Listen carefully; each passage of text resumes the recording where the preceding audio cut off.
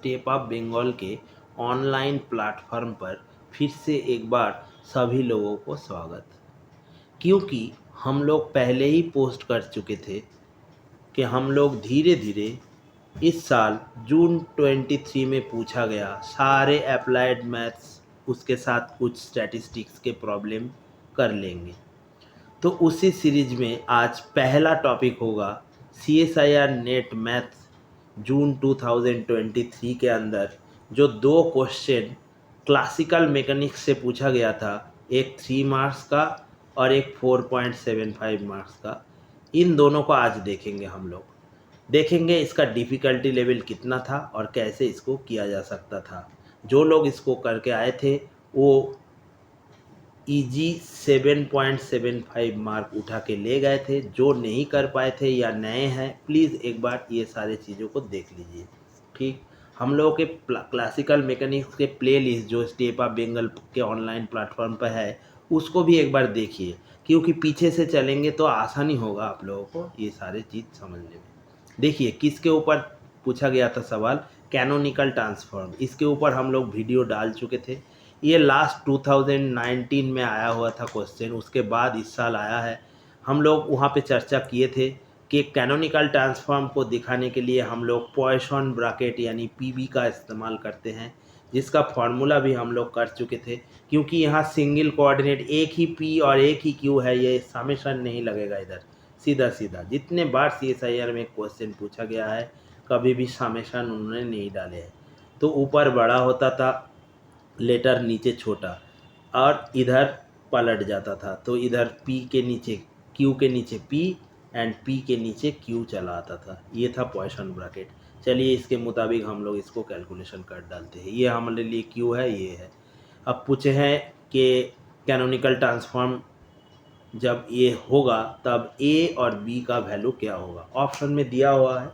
चलिए पहले हम लोग ये सारे कैलकुलेशन ये कर लेते हैं। ये 3 मार्क्स का क्वेश्चन था, यानी इसका एक ही ऑप्शन सही था।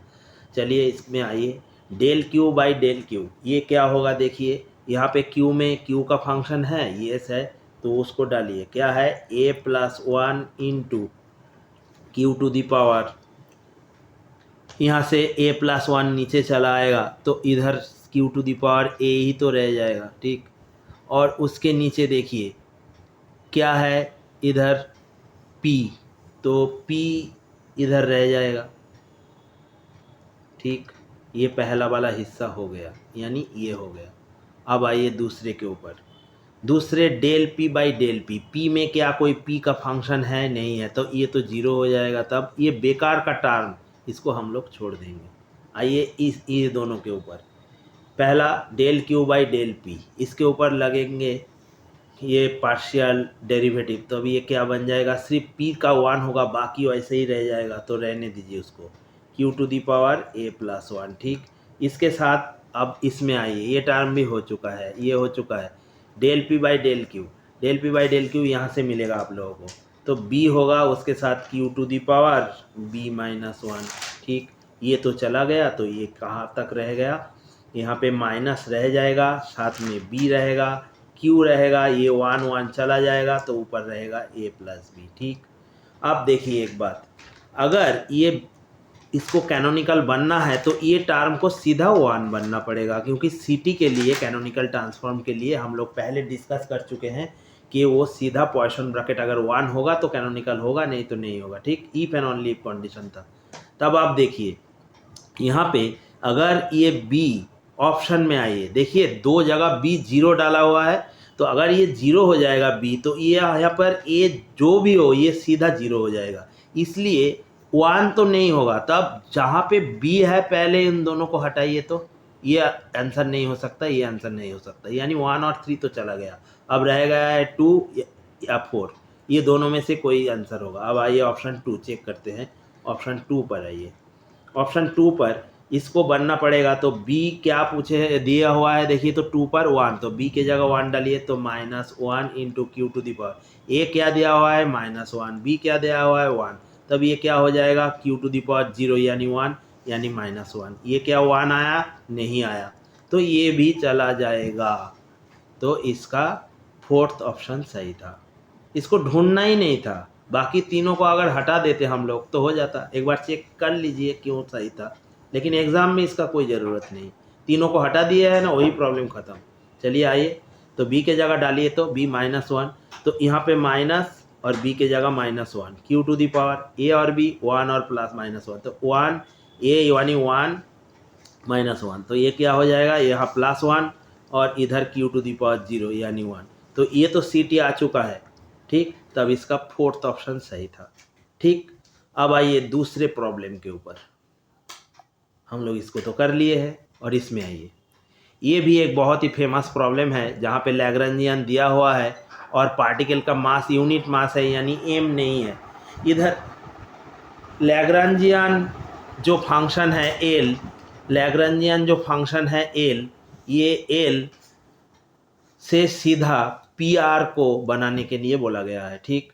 तब PR क्या होता है, कॉन्जुगेट मोमेंटम हम लोग जानते हैं रेडियल कोऑर्डिनेट यानी R के कॉन्जुगेट RPR सिस्टम होता है इधर एक, और एक होता है थीटा पी थीटा जब हम लोग 2 डायमेंशनल पोलर में पढ़ते हैं, ठीक। तो ये 4 रिजल्ट होते हैं। यहाँ पे P का कॉन्जुगेट है R का कॉन्जुगेट है PR, थीटा का कॉन्जुगेट है P थीटा। इसके बारे में हम लोग डिटेल्स में चर्चा कर चुके हैं। हम लोगों के क्लासिकल मैकेनिक्स में जाइए, प्लेलिस्ट से देखिए, आसानी से सब कुछ हो जाएगा, ठीक। तो आइए, किस बात पे सवाल पूछा गया था, PR यानी हम लोग जानते हैं जब हम लोग del L over del R dot यानी लैग्रेंजियन का अगर हम वेलोसिटी डिफरेंशियल ले लेंगे तो PR आ जाएगा। तो इसी के ऊपर क्वेश्चन का आंसर दिया हुआ है, देखिए चारों, और ये 4.75 मार्क्स में पूछा गया सवाल था, यानी हो सकता है कि एक से ज़्यादा ऑप्शन सही हो, ठीक। तब आप आइए, ये जो एल दिया हुआ है इस एल को एक बार पोलर में बदल दीजिए। पहले x डॉट वाई डॉट रहने दीजिए, माइनस यहाँ से 2 कॉमन लीजिए, x² + y²। पोलर में बदलेंगे कैसे, x को तो आपको r cos थीटा, y में r sin थीटा डालना पड़ेगा ना। तब ये तो हो जाएगा r² यानी x dot Y dot -2r², ठीक। अब एक बात पे ध्यान दीजिए, बहुत ही इंपॉर्टेंट बात है, ये छोटे छोटे चीज़ें आप लोगों को ना एग्ज़ाम में टाइम सेव करने के लिए जो हम लोग टारगेट रखे हैं उस तक पहुंचा देगा। देखिए, इधर डेरिवेटिव होगा बाद में जब हम PR को निकालेंगे, तब होगा del R by del R dot. इधर क्या आर डॉट है इस टर्म के अंदर, तो ये बेकार का टर्म बन चुका है। तो आपके लिए महत्व रखता है सिर्फ ये term x dot Y dot. चलिए इसको निकाल लेते हैं, x r cos थीटा था ना, तो x डॉट जल्दी जल्दी यहाँ डालिए। x डॉट क्या हो सकता है, देखिए पहले r के डेरिवेटिव ले लीजिए, r डॉट cos थीटा ऐसे ही रहने दीजिए, ठीक। फिर आइए दूसरे टर्म के ऊपर, यानी अब r को फिक्स कीजिए, r को फिक्स कीजिए, cos थीटा के डेरिवेटिव माइनस साइन थीटा और थीटा के थीटा डॉट। पहला टर्म हो चुका है हम लोग के पास x डॉट। इसी तरीके में y डॉट को निकाल लीजिए, वो होगा r dot sine theta plus r cos theta into theta dot, ठीक। ये तो आप कर सकेंगे। अब आइए इसको प्रोडक्ट को ब्रेक कीजिए, देखिए r डॉट स्क्वायर पहले आएगा, उसके साथ साइन थीटा कॉस थीटा, तो ये टर्म हो चुका है। अब इसके साथ इसका प्रोडक्ट लीजिए, क्या होगा, r dot cos square theta into theta dot, ठीक। अब इसके साथ इसका प्रोडक्ट लीजिए, तब क्या होगा, r dot theta dot into sine square theta, ठीक। अब इसके साथ इसका प्रोडक्ट लेते वक्त एक बात पे ध्यान दीजिए, इधर भी कोई r डॉट नहीं है, इधर भी कोई r डॉट नहीं है, तब ये टर्म जो प्रोडक्ट आएगा लिखना बेकार है, हम लोगों का काम का चीज़ यही है, ठीक। अब क्या लेना होगा, del r by del R dot, ये तो सीधा सीधा PR बनेगा, तो PR को बनाइए, यहाँ क्या हो जाएगा, देखिए 2r डॉट, तो 2r dot into sine theta cos theta बनेगा, ठीक। और बाद में आइए इस टर्म पर, यहाँ पे r डॉट के रेस्पेक्ट में पार्शियली लेंगे तो ये 1 बन जाएगा, बाकी वैसे ही रह जाएगा, तो रहने दीजिए, plus r cos square theta into theta dot. यहाँ पे r डॉट का क्या होगा 1, फिर ये रह जाएगा r theta dot into sine square theta. तो यहाँ से मान के चलिए पहले ब्रैकेट से पहला टर्म से आपको क्या मिल चुका है, r डॉट इंटू ये वाला term 2 sine theta cos theta मिला के साइन 2 थीटा, ठीक। और इस पे ध्यान दीजिए, यहाँ पे अगर आप लोग r थीटा डॉट कॉमन लेंगे तब cos square theta minus sine square theta क्या बन जाएगा, कॉस 2 थीटा। कोई ऑप्शन में ये रिजल्ट डाला हुआ है देखिए, तो एक बार ये देखिए 8 dot sine two theta 8 theta dot cos two theta आ चुका है। तो इसका सही आंसर ये होगा 2 होगा। तो बाकी पहला वाला 8 डॉट कभी नहीं होगा। 8 डॉट कहाँ होगा? 8 डॉट कब हो सकता है? देखिए, अगर ये टर्म 0 बन गया है दूसरा टर्म, और ये साइन टू थीटा वाला टर्म 1 बन गया है। लेकिन जनरल केस में तो ऐसा नहीं होगा, 8 थीटा के बारे में कुछ नहीं बोला गया है, तो ये चला जाएगा। तो सिंपल तरीके में इसको भी देखिए, 8 डॉट साइन थीटा, क्या यहाँ से ये हो सकता है? वो लोग सामने वाला क्या करता है देखिए, थोड़ा बहुत इधर उधर करके एक ऑप्शन बना देता है। जब भी कोई क्वेश्चन आपके सामने 4.75 मार्क्स का होगा ना, तब एक बात पे ध्यान दीजिएगा, क्या एक तो सीधा आंसर चला आएगा जैसे यहाँ आया है, क्या दूसरे कोई में ये घुमाव तो नहीं है, थोड़ा बहुत इधर उधर करके तो बनाया नहीं गया है ना।